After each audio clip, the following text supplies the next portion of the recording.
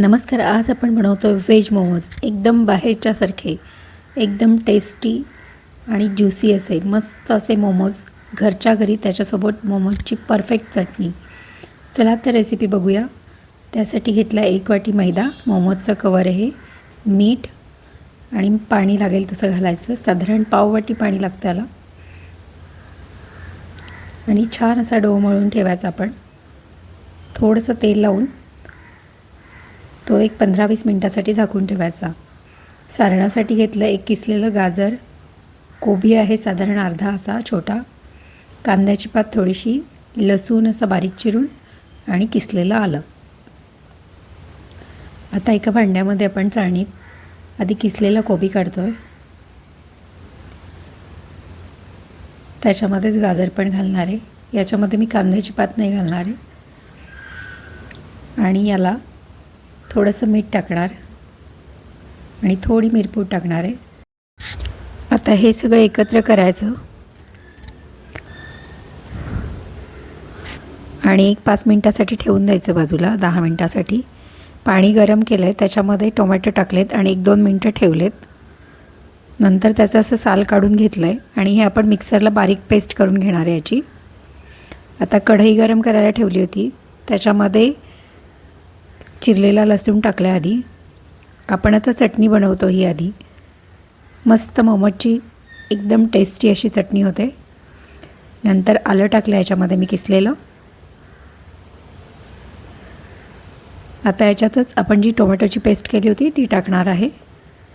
आणि आपण याच्यामध्ये बॅडगी मिरची भिजवून किंवा काही करून वापरत नाही आहे, तर आपण लाल तिखट गरम पाणी घालून भिजत ठेवलं होतं. साधारण 1 चमचा लाल तिखट आहे आणि ते पण घरातलंच, म्हणजे मिरच्या नाहीत म्हणून चटणीसाठी अडून बसायची गरज नाही आहे.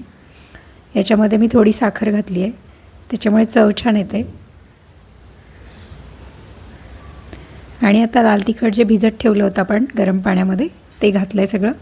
बघा किती सुरेख रंग आला आहे. घरचंच लाल तिखट आहे. तुम्ही काश्मीरी लाल मिरची पावडर पण वापरू शकता. आणि थोडं घरातलं तिखट म्हणजे तिखटपणा छान येतो. आणि थोडी मिरपूड घातली आहे, मीठ घातलं आहे आणि पाणी टाकून आपण आता हे शिजवून घेणार आहे चटणी. तुम्हाला किती पातळ घट्ट कशी हवी आहे, मी थोडीशी घट्ट ठेवणार आहे. ही शिजली की थोडी घट्ट होते. बघा अशी छान घट्ट झाली. आता गॅस बंद करायचा आणि 1 पाव चमचा व्हिनेगर टाकायचं त्याच्यात, त्यामुळे छान टेस्ट येते अशी चटणीची. आता चटणी तर तयार झाली आहे. आता मोमोजचं फिलिंगसाठी आपण कढईमध्ये 1 चमचा तेल टाकलं आहे. त्याच्यातच चिरलेला लसूण आणि किसलेलं आलं, बारीक चिरलेलं लसूण आणि आलं किसून घेतलं आहे. हे परतून घ्यायचं थोडंसं. त्याच्यामध्ये हिरवी मिरची बारीक चिरून टाकली आहे. तुमच्या आवडीनुसार कमी जास्त तिखट करू शकता. आपण किसलेल्या कोबीला आणि गाजराला मीठ लावून ठेवलं होतं, त्याचं असं हातात घेऊन आता त्याचं पाणी निथळून घ्यायचं. आपण सगळं असं पाणी निथळून घ्यायचं हाताने, म्हणजे छान कोरडं होतं आहे मिश्रण. आणि कढईमध्ये आता हे मिश्रण घालून घ्यायचं आणि हे पण छान आपल्याला परतून घ्यायचं आहे. त्याच्यामध्ये पाणीचा अंश नाही राहिला पाहिजे, कोरडं राहिलं पाहिजे. जर पाणी राहिलं तर मोमोज असे फाटू शकतात. असे छान परतून घ्यायचं हे पण.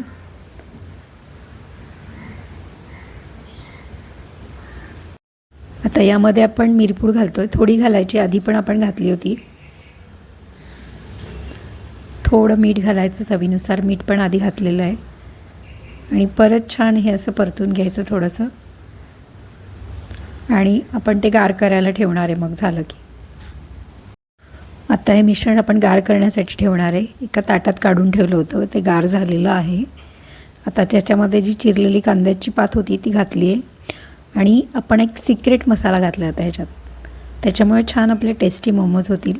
आपण जी चटणी बनवली आहे ना, ती घट्ट चटणी याच्यामध्ये थोडी घालून घ्यायची, म्हणजे छान हे ज्युसी पण होतात आणि एक वेगळीच छान अशी चव येते मोमोजला, एकदम टेस्टी. आता आपला हा पिठाचा गोळा आहे भिजवलेला, तो असा हाताने छान असा मळून घ्यायचा आणि असा त्याची आपण वडी बनवायची एक आणि त्याच्या लाट्या पाडायच्या छोट्या छोट्या. असं तेल लावायचं हाताला आणि छान असं गोल गोल फिरवून घ्यायचं पोळपाटावर. आणि याच्या सुरीने एक छोट्या छोट्या एकसारख्या आकाराच्या लाट्या पाडायच्या.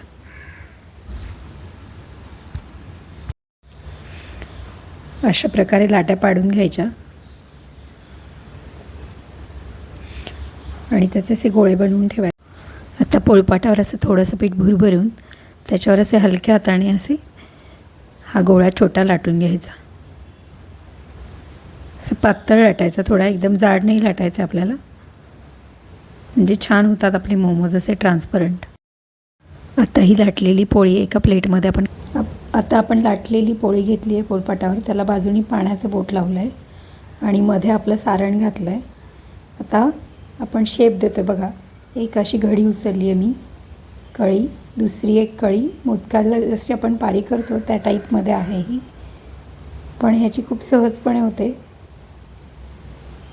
अशा प्रकारे तुम्हाला जेवढ्या आवडतील तेवढ्या चुन्या घालत जायचं याला.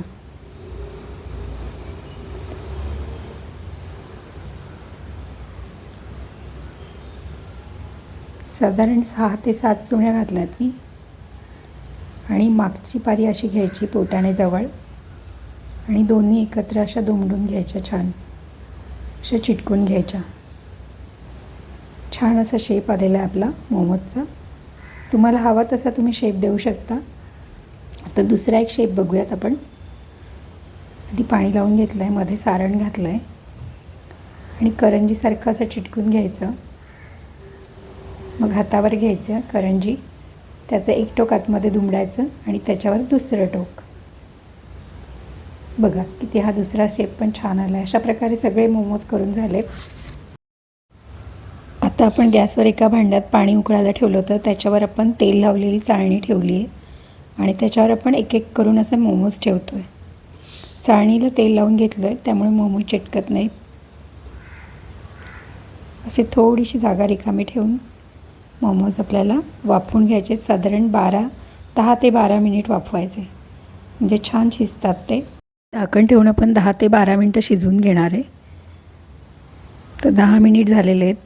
बघा किती छान असे मस्त ग्लॉसी झालेत आपले मोमोज. छान कलर पण आला आहे. आता आपण ते एक एक करून प्लेटमध्ये काढून घेऊ. मोमोजचा असा क्रीम कलर आला आहे कारण आपण त्याच्या आतमध्ये चटणी घातली आहे, त्याच्यामुळे त्याचा व्हाईट कलर नाही राहिलेला, असा कलर झालेला आहे.